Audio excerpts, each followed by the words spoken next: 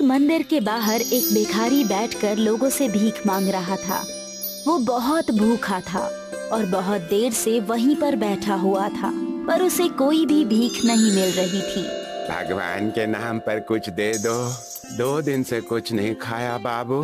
भगवान के नाम पर कुछ दे दे भाई, दे दे। इतने में वहाँ पर एक बड़ी सी गाड़ी से उतरकर 2 लोग आते हैं।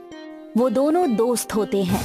उनका नाम आलोक और अक्षत होता है। आलोक एक बहुत बड़ी कंपनी का मालिक होता है और अक्षत उसका पार्टनर होता है। आलोक, इस समय तुम मुझे मंदिर क्यों लेकर आए हो? कुछ देर में ही तो हमारी मीटिंग है। मेरा मन कर रहा था भगवान के दर्शन करके फिर चलते हैं। आलोक और अक्षत सीढ़ियाँ चढ़ने लगते हैं। वो भिखारी आकर अक्षत का पैर पकड़ लेता है। अक्षत डर जाता है और उससे भागने लगता है। आलोक ये सब देख ही रहा होता है। साहब, कुछ खाने को दे दो, कुछ तो दे दो साहब, मुझे बहुत भूख लगी है। 2 दिन हो गए मैंने कुछ नहीं खाया है साहब, कुछ दे दो। अरे ये क्या कर रहा है? छोड़ मेरा पैर, पूरे कपड़े खराब कर रहा है। जाओ यहाँ से, जा किसी और से भीख मांग। अरे रुको रुको, इतना कह रहा है तो कुछ दे दो उसे। अरे आलोक, तुम नहीं जानते हो, इन लोगों के हाथ पैर सब सही सलामत है, तब भी इन लोगों को फ्री का खाने की आदत हो जाती है। ये सब धंधा बना दिया है। तुम रुको, मैं देखता हूँ। आलोक जाकर भिखारी को बिठाता है और उसे खाना लाकर देता है।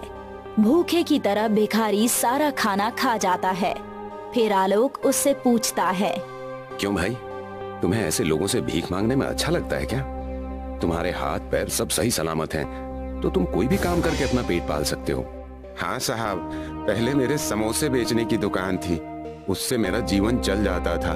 मेरी पत्नी भी मेरे साथ थी, पर समय का फेर ऐसा हुआ कि उसे एक गंभीर बीमारी हो गई और मेरे सारे पैसे और दुकान उसके इलाज में चले गए, पर वो बच नहीं सकी। अब मैं बस उसकी याद में पागलों सा घूमता हूँ। मेरे पास पैसे भी नहीं है कि कोई नया धंधा ही शुरू कर लूं। भिखारी की कहानी सुनकर आलोक की आंखों में आंसू आ जाते हैं। वो उसकी मदद करना चाहता है, इसलिए कहता है, तुम्हारे साथ बहुत बुरा हुआ है, मैं तुम्हारी मदद करना चाहता हूँ। तुम जो भी धंधा करना चाहते हो उसके लिए कितने पैसे की जरूरत है? भगवान आपका भला करे साहब, आप जैसा भला इंसान तो मैंने पहली बार देखा है।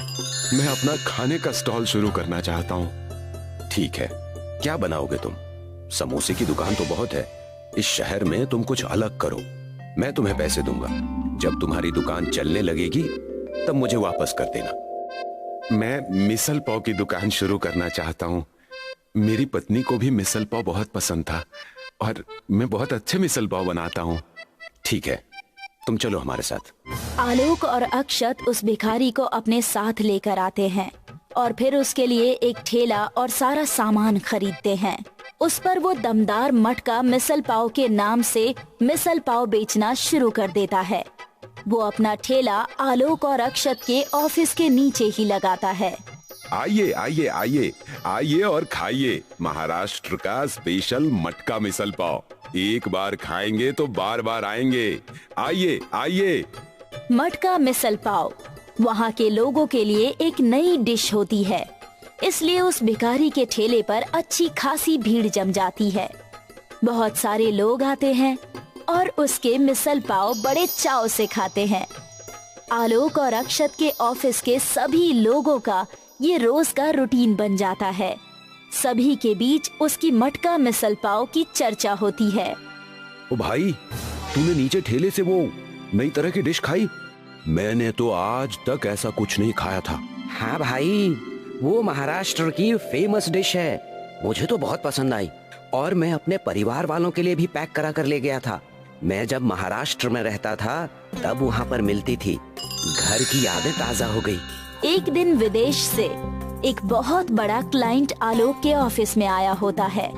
उसका नाम सिद्धार्थ होता है और वो भी आलोक का दोस्त ही होता है। वो जब गाड़ी से नीचे उतरता है तो उसे भिखारी का ठेला दिखता है। वो इस छोटे से ठेले को देखकर हैरान हो जाता है कि इतने बड़े ऑफिस के सामने ये कैसा ठेला लगा है। और तो और इतने बड़े ऑफिस में काम करने वाले लोग इस ठेले से खाना खाते हैं। वो जाकर आलोक से कहता है, आलोक, तुम्हारे इतने बड़े ऑफिस के लोग इस छोटे से ठेले का खाना क्यों खा रहे हैं? तुमने इस ठेले को अपने ऑफिस के सामने खड़ा ही क्यों किया है? मैं होता ना तो सबसे पहले इस ठेले को यहाँ से हटा देता। पूरे ऑफिस का लुक खराब कर रखा है। नाम भी कैसा है, दमदार मिसल पाव वाला। तुम्हारे ऑफिस के लोग मिसल पाव कैसे खा सकते हैं यार? सिद्धार्थ, मैंने ही उस मिसल पाव वाले को अपने ऑफिस के नीचे लगाने के लिए कहा है। उसका मटका मिसल पाव बहुत अच्छा है। तुम्हें उसके ठेले से क्या तकलीफ हो रही है? आलोक, तुम ही सोचो, तुम्हारे ऑफिस की रेप्यूटेशन खराब हो जाएगी। बाहर से कोई आएगा और उस ठेले को देखेगा तो क्या सोचेगा? तुम एक बार उसका मिसल पाव खाकर तो देखो, फिर तुम बाकी सब कुछ भूल जाओगे। नहीं, मैं ये सारे अनहाइजीनिक खाने नहीं खाता। ना जाने कैसी चीजों से बनाता होगा। इन सब बातों की चिंता मत करो। वो सारा सामान एकदम शुद्ध इस्तेमाल करता है और साफ सफाई का भी पूरा ख्याल रखता है। आलोक अपने ऑफिस बॉय को बुलाकर एक मटका मिसल पाव मंगवाता है और सिद्धार्थ को खिलाता है। सिद्धार्थ पहले तो खाने से मना कर देता है, लेकिन फिर उसकी खुशबू से वो लोभित हो जाता है। कैसा लगा सिद्धार्थ? ये महाराष्ट्र की स्पेशल डिश है। मैंने जब पहली बार खाई थी तभी मुझे लग गया था कि ऐसा तो आज तक कुछ नहीं खाया। हाँ, ये बात तो तुम सही कह रहे हो। ये मटका मिसल पाव तो बिल्कुल अलग है। मैंने भी ऐसा कुछ पहली बार ही खाया है। ये ठेला तुम्हारे ऑफिस के नीचे ही क्यों लगाता है? आलोक सिद्धार्थ को मिसल पाव वाले की कहानी बताता है। सिद्धार्थ को आलोक की बातें बहुत अच्छी लगती है। आलोक, तुमने ये बहुत गलत किया है। मैंने क्या गलत कर दिया? अरे, तुम अभी तक उस मिसल पाव को ठेले पर ही बिचवा रहे हो। ये तो बहुत बड़ी बिजनेस अपॉर्चुनिटी बन सकती है। यहाँ के लोगों के लिए ये डिश बिल्कुल नई है। हम मिलकर इसे पूरे शहर में फेमस कर देंगे। चलो, चलकर उस आदमी से बात कर लेते हैं कि वो इस बात के लिए तैयार है कि नहीं। सिद्धार्थ और आलोक जाकर उस आदमी को सारी बात बताते हैं और उसे कहते हैं कि उसे अपनी रेसिपी शेयर करनी पड़ेगी। ये बात सुनकर वो बहुत खुश हो जाता है कि उसके तरीके से बनाए हुए मटका मिसल पाव पूरे शहर में बिक पाएंगे। उसके बाद धीरे धीरे आलोक इसकी फ्रेंचाइजी खोलता जाता है और उसका मालिक उस आदमी को बना देता है।